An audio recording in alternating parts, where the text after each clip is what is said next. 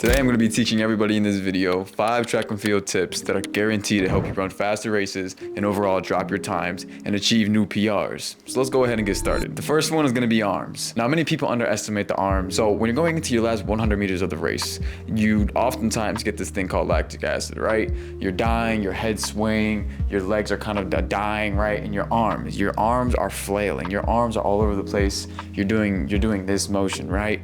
The best advice I've ever gotten for arms is to relax the shoulders and keep all your momentum forward, okay? So when you're running, right? So pretend I'm down the final straightaway, I'm running, right? Most of the times in my past where I used to do this thing with my arms, not specifically my hands would kind of hit this motion, right? And so I'm kind of running, I'm flailing. Your mentality going into those last 200, last 100, all your momentum has to be kind of funneling forward. All your momentum has to be pushing you to push one step at a time to get closer to that finish line. It's gonna hurt. Lactic acid sucks. You've already ran 700 meters. You probably feel like you have nothing left for the last 100, but I promise you, if you keep your arms straight like this and your hands kind of in this kind of tight motion, and you make sure your form stays tight and you're pushing, you're chugging, bro, you are gonna have success in the 800 meter run because your legs follow suit of whatever it is that your arms are doing. If your arms are flailing to the side, your legs are going to be flailing to the side. Your legs aren't going to be moving as efficiently as they could be moving because your arms fail. First goes your mental, then goes your arms, and then goes your legs. So make sure your mental stays sharp, your arms stay sharp, all your momentum is pushing you forward, and then you're going to see a lot more successful results in the future on your time based upon your arms. A good piece of advice that I learned from a good friend is that if you were to practice with a long sleeve shirt on, right? You know how kind of long sleeves that kind of hang over your hands a little bit? So let's pretend this was a long sleeve shirt. I tucked it up and I held on to that long sleeve shirt while I was doing like a workout practice. Hanging on to that long sleeve shirt and getting used to that motion of keeping your arms here, keeping your arms tight, tucked away, moving forward. That's a really good way of maintaining good form when you are racing. So like I said before, arms, long sleeve shirt, kind of hang on or tuck your hand into that long sleeve shirt so it simulates you in a race, keeping your arms forward, keeping your thumb to your kind of near your eyes almost, and you're moving efficiently. Watch the best 800 meter runners in the world and you will see how efficiently they move their arms during their races, how technical they are, and overall you cannot underestimate the power of your arms during an 800 meter race. Next, it's gonna be your breathing. Now your breathing is basically your do or die when it comes to 800, right? If you catch yourself breathing too heavily the first 300 meters of your race, you are guaranteed to be cooked for the next 400 meters of that race, because if you are breathing obnoxiously loud, you are already feeling dead. Your body's not going to have anything left to go into it.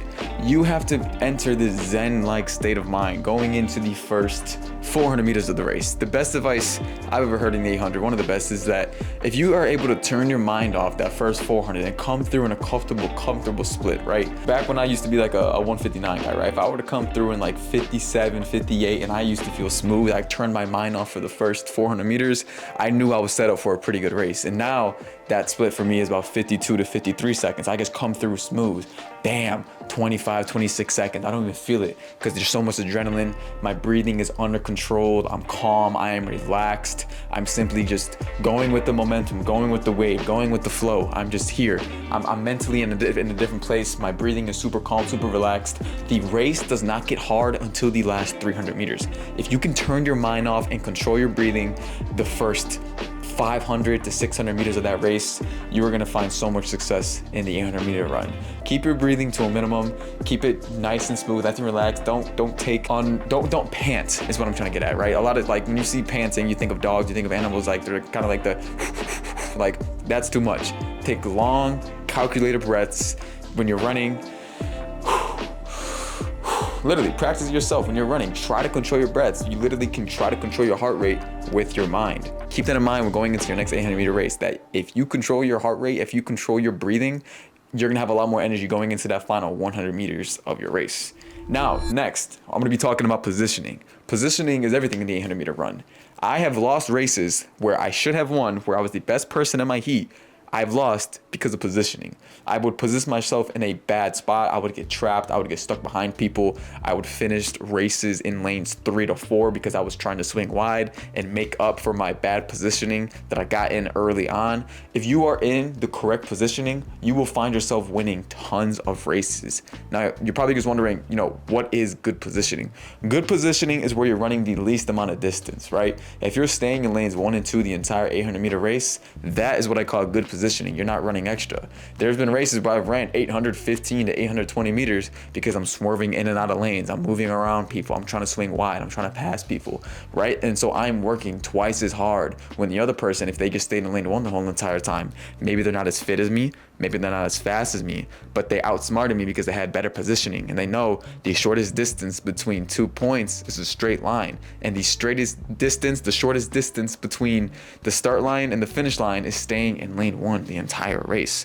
And so that right there is a piece of advice, is just stay in lane 1 at any means necessary, right? And then the second piece of advice is kind of cling on to somebody, right? If you know that you have a front runner type mentality, right? You want to get in position 2 to 3 early on in that race. And now when you are in that kind of front of that race, if you're kind of near the front side of the pack, like I mentioned before, turning your mind off is a big key, but also having a focus point when running. So what I like to focus on when I'm running is focus on somebody's kind of their shoulder, their back, kind of like this neck area here. Because if you focus your area, your entire visuals on kind of that one person spot, it kind of turns off the surroundings around you. You're literally only focused on that one person, and you're not really thinking about yourself. You're not really thinking about anything else. You're more or less just focused on one step in front of the other, making sure you stay on that person. And then once that person starts easing up, once that person starts to fade, starts to die in the race, that's when you make your move to pass. And you make your move quickly and swiftly. Don't hesitate when making moves. You either make moves or you don't in races. But the best piece of advice I can give in this section of the whole entire tips category is that staying in lane 1 by any means necessary is critical when it comes down to racing fast in the 800-meter run. So make sure you get in a good spot. Don't swing too wide. Stay relaxed. Most of the times in the 800-meter run, something tends to open up, which means that if I was in, let's say, position 5 to 6 for the entire 800-meter race, right, from the first meter all the way up until 650 meters, I've kind of been stuck around the same 5 people. The last 150 to 100 meters, people are going to start swinging wide, people are going to start dropping off, people are going to fade. That's where you have your opportunity to start making a move. That's where you have your opportunity to swing around people. So be patient in the 800-meter run. And that leads me right into my next point of timing. Timing is crucial in the 800-meter run. Timing is your lifeline, right? Let's say you were running super calm for an entire 800-meter race, and you have to decide when you want to exert all your energy, right? You were, using 85 to 90% of your full maximum power, but you know that in order to get to that finish line, you have to go 100%. Now, you have to choose when you want to, have that burst of energy. You want to choose when to start making your move, because in the 800-meter run, sometimes it takes a while for you to get going. Maybe you're a distance guy and it takes you a long time to get going, so you start your kick at 300 meters to go. But let's say you're more or less of a sprint-based or a speed-based 800-meter runner. You're probably going to see your kick from 150 to 120 to go, right? And so for me personally, a personal preference of mine would be to kick around 150 to 175 to go. That gives me enough time. That's around 23 to 24 seconds of just full-on exerting all the energy I have left, and I won't die. Some races I've kicked at 300 and I realized I don't have the power or the fitness to kick at 300, and so I find that between 150 and really 180, maybe 200 to go, is the best spot to kick. But you'll see guys in races, they'll kick from 80 meters to go, they'll kick with 50 meters to go, right? And maybe it looks like they kicked from 50 to 80 to go, but really in reality, they started their kick from 150, they started their kick from 200 meters back, right? If you watch Cooper Luckenhouse run 142, that dude started his kick with 150 to go, and he didn't pass everybody until the last 30 to even 20 meters. So you have to make sure that your timing is everything. Timing when moving around people, timing when it comes to staying patient and staying in the back of the pack and letting the people in front of you take the initiative, letting the people in front of you maybe block the win for you or take you out in a certain time, and that sets you up for a good last 400 meters, a good last 250 to 150 meters, right? Timing your kick is crucial. Time your kick with a lot of power going into it. Don't wait, don't settle, don't be like, okay, I'm gonna kick now, and lacklusterly just start a kick and do any of that. You have to make sure you go. Like, you literally want to surge in front of people when it comes to making your kick, and have them feel discouraged when you're running past them. Because the only reason I know how that feels is because it's happened to me. There's been times where I'm going into a race, I'm leading it the entire way, and then I get past the last like 100 meters and people are just flying past me.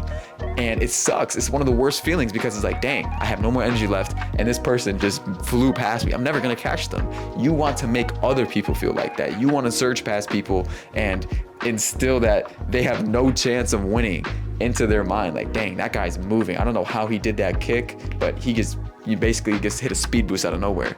That's the type of kick that you want to be having. And the last and final piece of advice I have for you is just poise and patience.